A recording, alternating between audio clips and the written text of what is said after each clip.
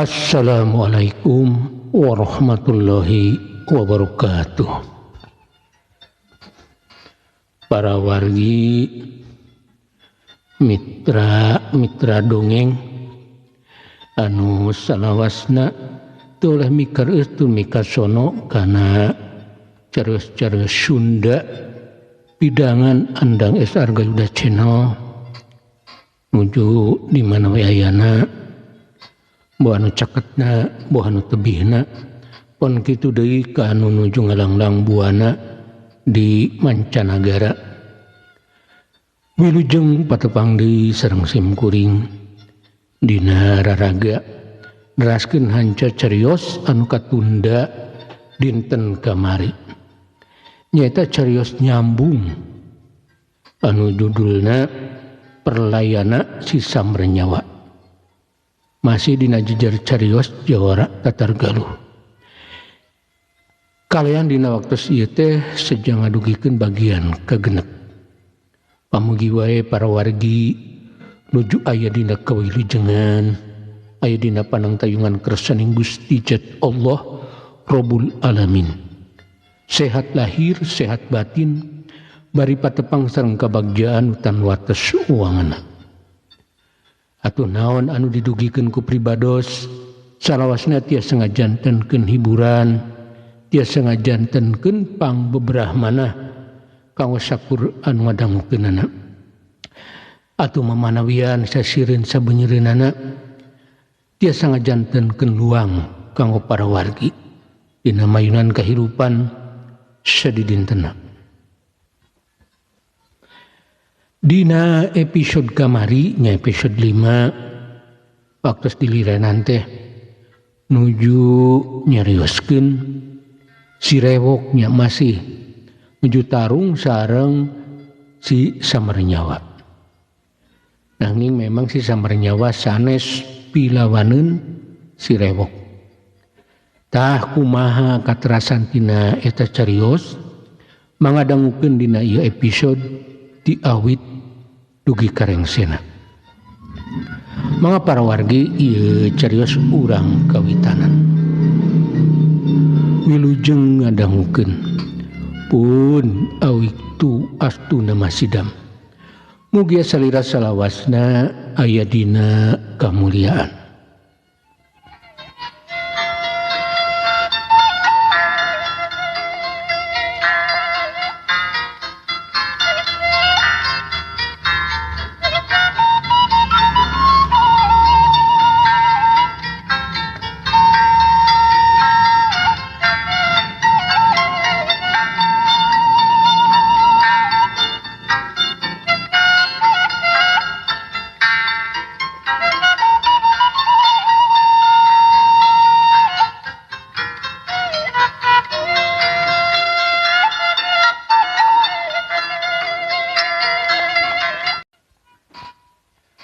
Perlayana si Samrenyawa bagian kagenep karyana andang es Argayuda karya simkuring.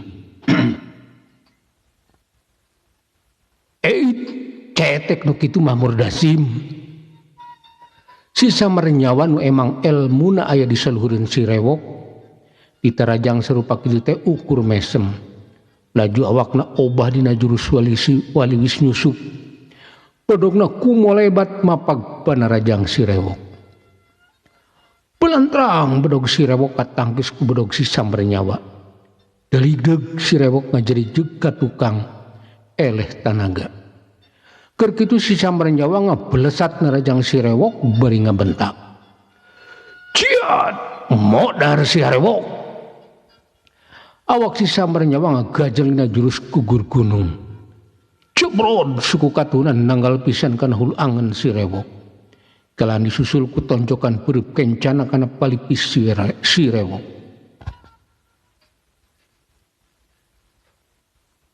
Aduh iya, si rewok ngagoak. Awakna ngajengkang ka tukang. Saterusna ngagubrak ni bandemah. Tapi buru-buru ngagorentelkeun awakna. Laju ngajelgedeg kudang deui.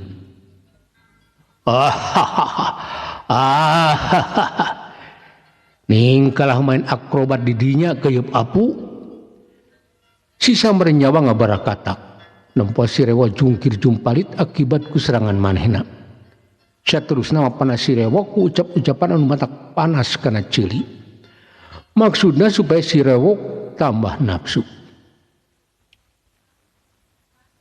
si Rewo lain deui nafsuna sabab terus-terusan dijeleh ku si samar nyawa dirina salila ieu tacan aya nu kumawani ngahina dirina jeung salila kolear simbar di mumunggang kajahatan manehna can pernah aya nu ngelehkeun salian pisantan ku kituna meunang panghina ti samar nyawa nafsuna muncak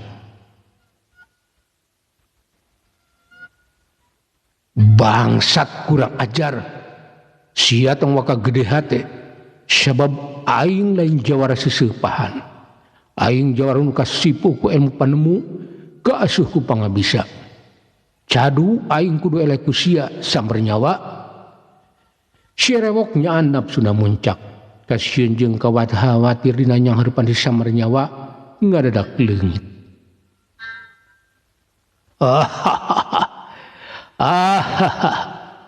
buah edan murdasim sia geus sika jalma owah tapi susumbana siga anu nya ka dieu urang kojoran ku aing si samar nyawa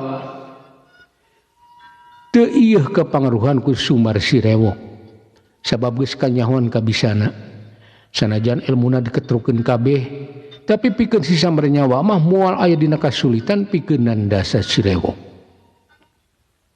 bangsat sia samar nyawa ciat si Rewok geus teu bisa deui ngadalikeun amarahna leungit budi ilang akalna manehna langsung ngagajleng narajang si samar nyawa seranganna geus teu puguh aturan jurus-jurusna estu anu dakeun ku si Rewok ukur amuk asor bedog si Rewok kolebatan dina gerakan galura laut kidul teu diarahkeun kana bagian anu tangtu nu penting mah ceuk pikirna bisa keunakan awak si samar nyawa sabab manehna geus teu bisa deui ngawasa dirina bakat ku panas ngareungeuk kekecapan ti si samar nyawa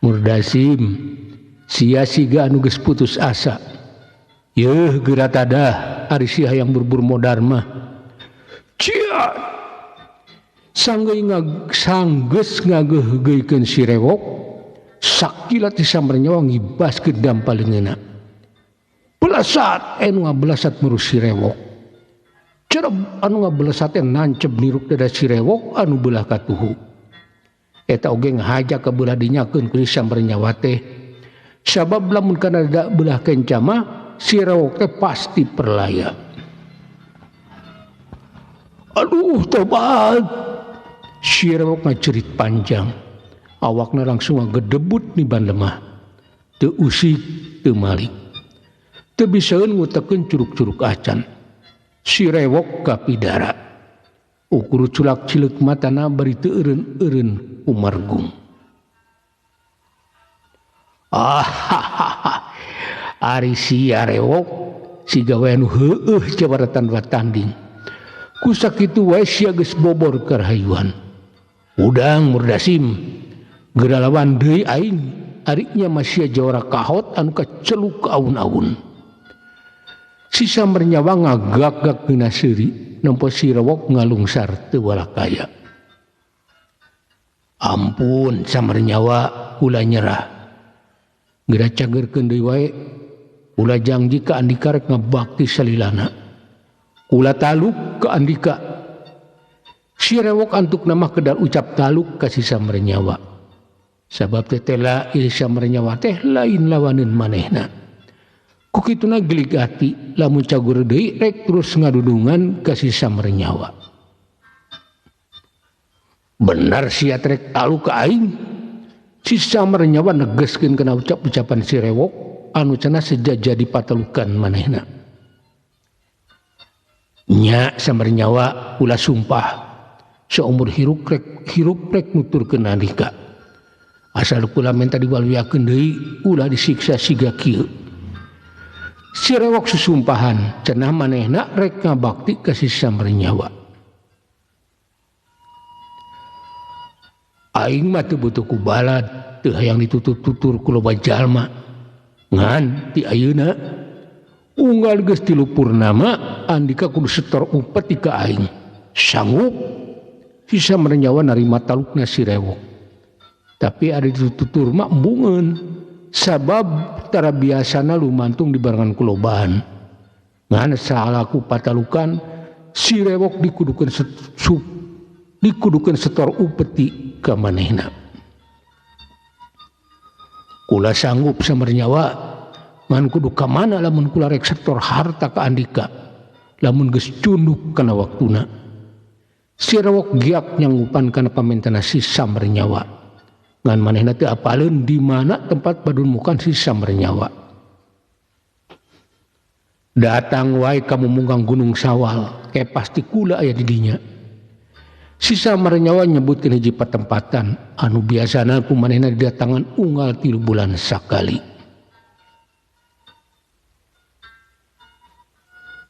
Siap ki Samar nyawa, kula pasti satia ka Andika. Kula moal lancalinci luncat mulang, ngan kula menta diwaraskeun deui. Si Rewok kedal janji anu pasti, manehna sanggupeun pikeun nyubadanan syarat ti si Samar nyawa. Syukur atuh hari kitu mah Murdasim disemet ayeuna sia jadi anak buah aing. Sanggeus sumarita kitu ceg leungeun kencana kana peso anu nancep dina dada si Rewok. Peso anu nancep teh langsung dicabut sakalikeun. Saterusna dada si Rewok ditungkup ku dampa leungeunna. Di sakara-kara si Rewok usik deui kelayan langsung hudang. Samar nyawa ti ayeuna kula masrekeun hirup ka Andika. Ditugaskeun wae ku Andika, ku kula pasti bakal dijalankeun. Si Rewok langsung sideku mere hormat ka si Samar nyawa. Tanda tumarima jadi anak buahna. Ayeuna mah sia jeung we teruskeun pagawean, babadog, carampog. Ngan lamun geus waktuna sia kudu setor ka aing. Mun teu setor siapa sih dikocoran ku aing. Si Samar nyawa mastikeun yen si Rewok geus dipatulkan manehna jadi kudu patuh ke manehna. Mun cidra tina jangjina nya nyawa tarohanana.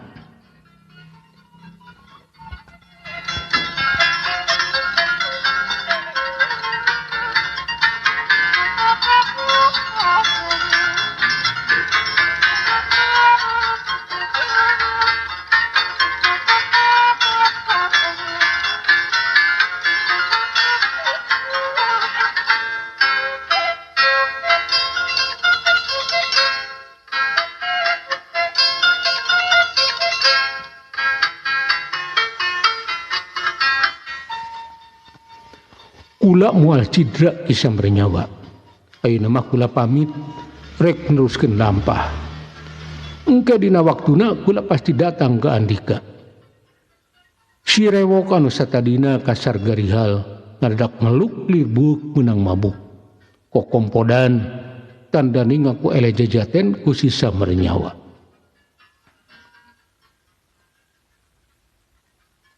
Nyajung kula rek neruskeun lampah.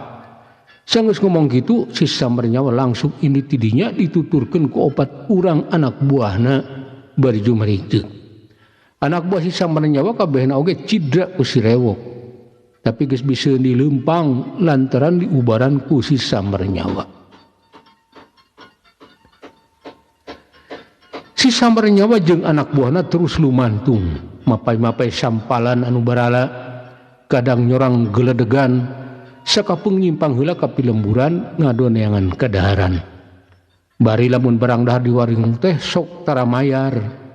Lamun nu boga warungna nagih urut dahar ka manehna langsung beungna diantelan pedog ku manehna. Laku lampahna beuki edan beuki samena-mena.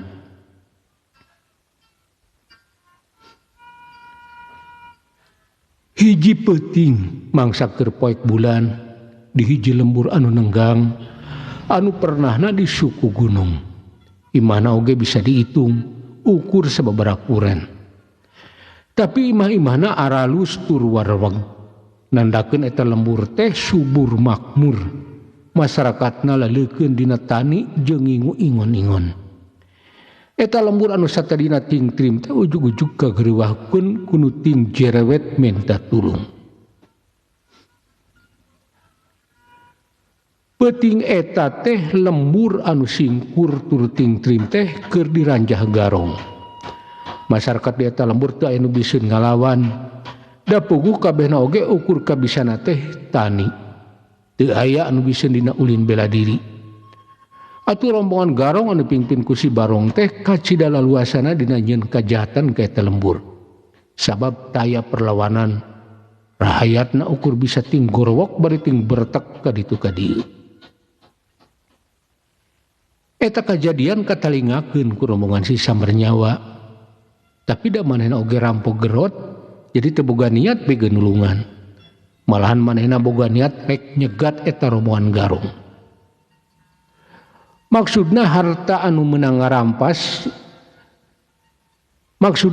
menang garongna rek dirampas ku manehna. Lamun ngalawan pasti dipaehan ku manehna. Kitu ceuk ayeuna dia pikir si Samernyawa mangsa harita. Si Samernyawa ngutus 2 urang anak buahna sangkan merhatikeun tindak tanduk rombongan garong anu keur ngaranjay eta lembur. Sababaraha urang jumlahna jeung kamana bakal ngaliwatna lamun maranehna kaluar teh eta lembur. Sedang manehna mah ngadon cinutrung di luhureun batu jeung 2 anak buahna nu sejin. Si Samernyawa nyalse nunggu para garong kamana liwatna. Dina luhureun batu ngadon sila tutug bari melenyun udud joko menyan.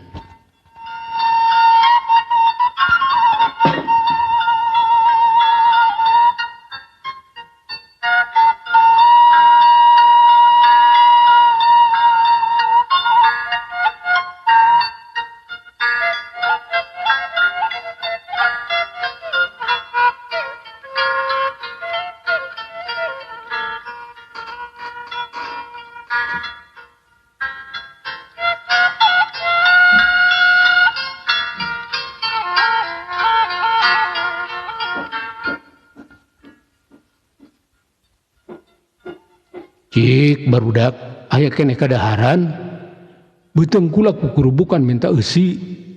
Si Samernyawa minta kadaharan ka anak buahna. Susuganan aya keneh sesa kadaharan dina endong bakalna. Kabeneran katua aya keneh kulub taleus sababaraha guruntul deui. Cikopina ti istismah aya keneh. Anak buah si Samernyawa giak temalan katuana. Bari terus ngasongkeun kadaharan anu sebutan tadi ku manehna. Syukur kadiekeun. Bae Cikopitis oge tamak kesel bari ngadaguan rombongan garong kampung ngaliwat ka dieu. Si Samernyawa langsung cacamuilan ngadar kulub taleus jeung Cikopi anu geus tiis. Uduna nyerebung bari haseupna bau menyan. Katua tepati lila 2 urang anak buah si Samernyawa anu diutus tita jadi telik sandi geus datang deui bari hanuha harehong. Tah geuning maraneh geus daratang deui. Kumaha hasil panalungtikan maraneh teh? Kira-kira meunang loba hasilna jeung rek ka mana ngaliwatna? Si Samernyawa langsung merekpek anak buahna ku pananya. Sabab geus teu sabareun hayang derpa amprok jeung eta rombongan garong. Hasilna mah lumayan katua. Sigana presan emas oge meunang sababaraha. Ari piliwateunna mah keur maju ka dieu. Aya disatukeun kula duaan. Ari kula mah rurusuhan darek mere laporan. Seurang anak buahna si Samernyawa mere keterangan anu pasti. yen para garong teh rek ngaliwat ka palebah maranehna. Sok maraneh geura siaga ulah wakan nembongan ke lamun geus deukeut karek langsung cegat ku sararea. Kula mah moal bakal ngawaskeun heula. Si Samarnyawa mere parentah ka anak buahna sangkan siap-siap jang mapag para garong anu tas operasi di eta lembur. Sedang si Samarnyawa mah ngadekul deui ngahenggoy klub tales jeung cikopi tiis. Teh riuk-riuk anu rek tarung. Dasar jawara edan, urusan tarung mah pikeun manehna geus jadi pagawean anu biasa. Jadi geus tara di pikiran deui, aya musuhnya langsung we diayonan kalayan daria. Salila ieu emang si Samarnyawa can aya anu ngelehkeun, poh kuno jahat atau ku jawara tulen anu tukang ngebasmi nu jarahat. Manehna ukur ngalaman asor teh kuno boga ngaran Santanu. Jawara ngora anu geus boga ngaran di dunya kejawaraan.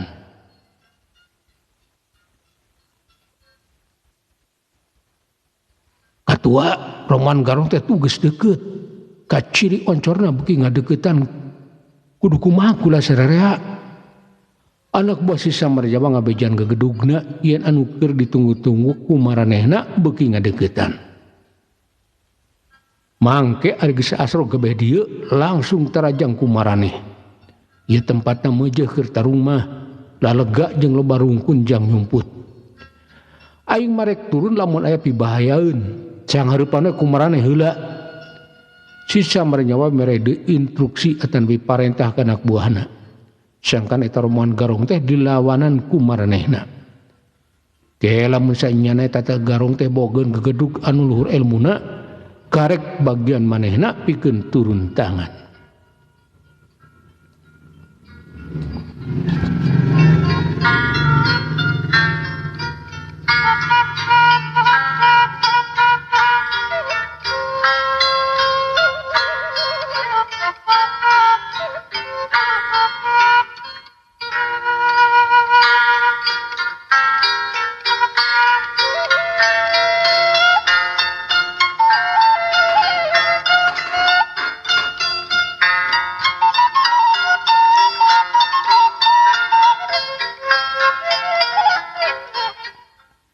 Siap katua, kula sebatur-batur saya gak pikeun ngalawan eta para garong anu tes ngeranja lembur. Anak buah si Samarnyawa nyanggupan, sebab marehna lain jawara samanea. Kabeh oge anak buah si Samarnyawa mah elmuna laluhur, sabab menang milih si Samarnyawa. Syukur, tong ngaganggu kula ari eueuh anu darurat mah. Kula mah rek nganggeuskeun ngopi jeung udud. Si Samarnyawa percayaeun ka anak buahna. Pasti maranehna bakal biseun ngayonan para garong anu bakal ngaliwat ka lebah manehna. Sabab ceuk anak buahna anu jadi telik sandi eta Roman Garong teh dipimpin ku saurang gegedugna anu neulah Ki Barong. Si Samarnyawa can kungsi ngadenge kana sepak terjangna eta gegedug garong. Jadi yakin lain jawara anu luhur elmuna. Sabab can kasohor di dunia kejahatan mah.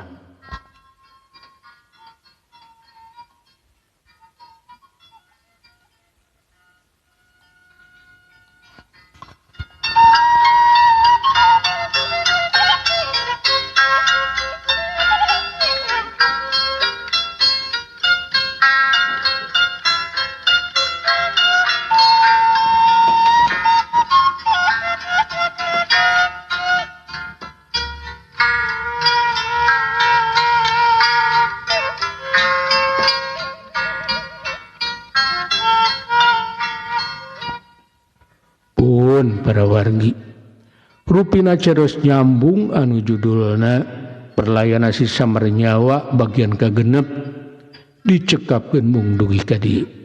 Enjing atanapi bageto menawi urang dipareng umur anu panjang tiasa ditepangkeun deui dina kalajengan ieu carios.